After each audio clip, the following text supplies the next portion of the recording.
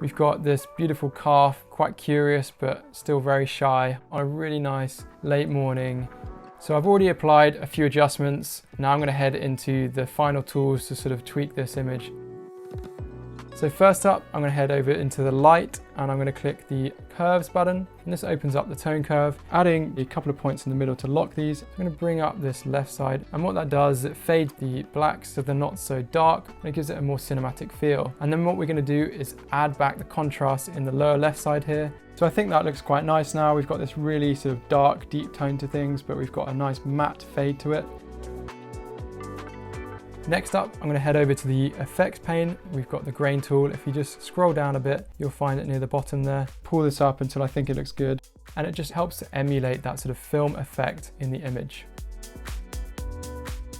To finish up, I'm going to head over into the selective tool on the left side and add an adjustment brush.